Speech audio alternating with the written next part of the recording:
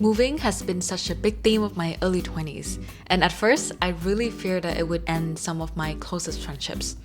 But years later, many of my friends are still with me.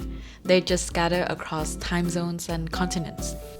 Welcome into my channel. My name is Nguyet. I'm originally from Vietnam, and then I moved to Montreal, Canada, and now I live in Toronto. Through all of these moves, I have learned that real friendships can still last, even when you're not blessed with proximity. That's why in this video, I'll share with you practical tips for long-distance friendships and how you can still feel close to your friends, even if you're 5, 10, or 20 hours of flight apart. Making friends as young adults is so hard, and maintaining long-distance friendship is even harder, but it doesn't need to be complicated. So my first tip is to maintain a line of communication. So that means whether you're texting them, calling them, sending them reels, just having ways to continue to connect with them and talking to them. With nurturing long-distance friendship, you also need extra commitment and openness from both sides. That means that when you want your friends to text you more often, you also need to communicate that to them. That's one of the challenges that I encountered when I first navigate long-distance friendship, where I wish that my friends could have texted me more, but I wasn't communicating that properly to them. That feeling of hurt or confusion can bottle up over time. With long-distance friendship, where you cannot see your friends that often in person, or you don't have that one-on-one time with them as frequently as before, it's really important to just tell them upfront that you want to talk to them more so that they can also accommodate. And similarly, when it comes to busy season, my friends and I now have this habit where we would tell each other upfront that we are in busy season of life, so we might not be able to respond as frequently or as quickly. That proactiveness of communicating to your friends really keeps the friendship healthy, because it shows to them that you are someone that they want to keep and continue having a friendship with, and also to you as well, to show them that they are an important person in your life. I always appreciate so much when my friends let me into new chapters of their life. So yes, continue talking to your friends and having that open line of communication. The second thing is to continue having shared interests.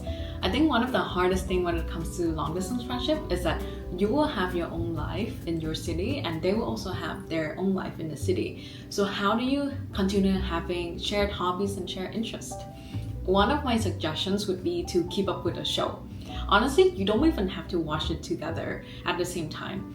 Right now, I'm watching this Vietnamese show called Gia đình Ha Ha with one of my friends back home. I would watch the show on my time, and then she would watch the show on her time, and then we would keep sending reels and memes to each other about the show. And it's a fun and also relaxing and entertaining way to continue having something in common with your friends. So definitely start with anything in common that you and your friends already share, like a TV show, or if you play games together, if you have any online games that you want to play together, so things like that. So continue having shared interests and shared hobbies. The third tip, it's more related to your personal growth.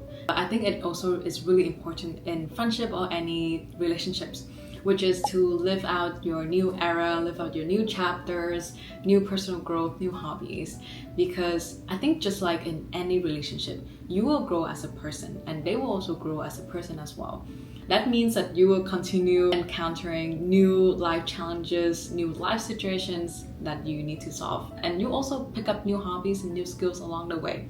I think it's really important to also share those new sides of you with your friends, because even when you're not in the same city, it's likely that they might be also going through the same thing in their city as well. They will have new hobbies, new skills that they can share with you. For example, some of my friends right now, they're like full-on plant experts, and some of them are like hiking enthusiasts, some of them love baking. For me, I'm the friend that talks about personal finance skills to my group. So continue developing yourself as a person, continue growing as a person, and also remember to share those new parts of yourself with your friends as well. Because I think it's so meaningful when you're stepping into new chapters and new journeys in your own life, and also having friends that understand you on a journey. The fourth thing is, do not underestimate how important your words are to them, and remember to show up for them from afar. I think in some long distance relationship, sometimes we might feel like we reach this point of comfort, and sometimes you don't put as much effort in. Even though I think that's true in some ways, where friendships ebb and flow in seasons, and there will be times where your friendship will be more stable even when you're physically apart. But that doesn't mean that you shouldn't stop putting in effort. When we don't put in as much effort in making the other person feel seen, that might lead to misunderstanding when you actually know that they are such an important person to you. That's why it's so important to continue showing your friends love and cheering them up from afar. That means to put in your calendar important milestones or events that they have. For example, their birthday coming up, or if they have any important presentation, any important conferences, milestones that they are celebrating. There are so many days where I just wish that I have my friends in my city right now, but even just a text message from them is enough to make me feel comforted and feel like I'm still connected to my friends. And of course, you don't even need to wait for any important milestones to reach out to them. Talk to them on regular, normal, mundane days.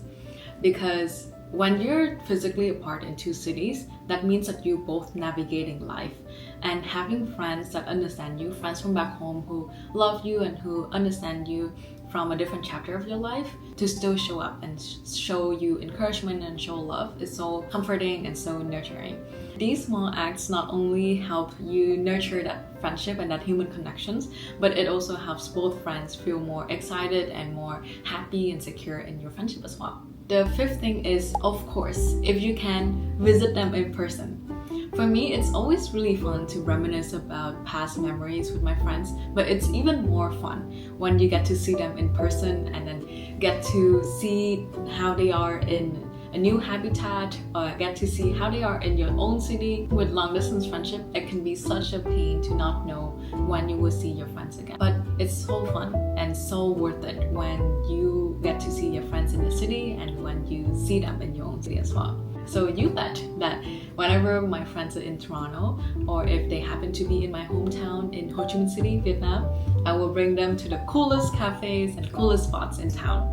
And also friends, if you're listening, if we happen to gather in Ho Chi Minh City sometimes, I will learn how to drive, especially for you, so that I can bring you around on my scooter and just explore the city together. And yes, when you have the chance to be in person with them, be silly, have so much fun, just do dumb shit and just be fun and be silly for a bit. Because so much about adult life is centered around building your professional identity and figuring out what career to have, figuring out who we are, that sometimes our relationships, like our friendships, take a backseat. But it's so important and so much fun to have people where you can just switch off your professional brain and just be dumb and be silly for a bit. As you can see from this past vlog, Sun and I just completely turn off our brain and just be dumb when we're together. And yes, I appreciate that so much. Lastly, I will be honest that long distance friendships can be really difficult to navigate. So it's totally normal when you happen to outgrow any friendships. But one thing that is for sure is that you will continue to make new friends and meet new people. So look into your city to see if there are any local communities that align with your interests. For example, if there are any running club, any fitness classes, knitting club, book club, anything that align with your interests and align with where people usually gather. And putting the two together is where I would suggest to find new people and find new friends. How has your experience been like with navigating long distance friendship? If you have any tips on how to maintain and nurture long distance friendship, please share them below. I'll see you in the next one very, very soon.